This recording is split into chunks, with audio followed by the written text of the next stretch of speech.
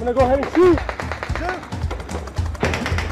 You see somebody? Where they're shooting at.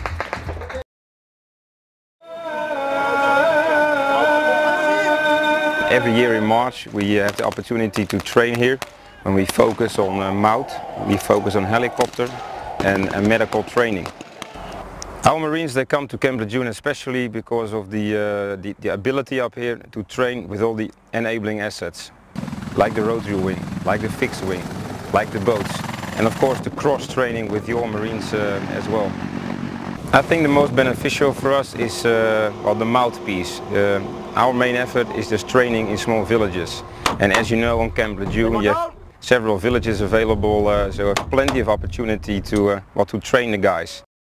I would absolutely go to combat with these Marines. Honestly, a Marine is a Marine. No matter what country flag they fly, you have a lot of the similarities in the brotherhood.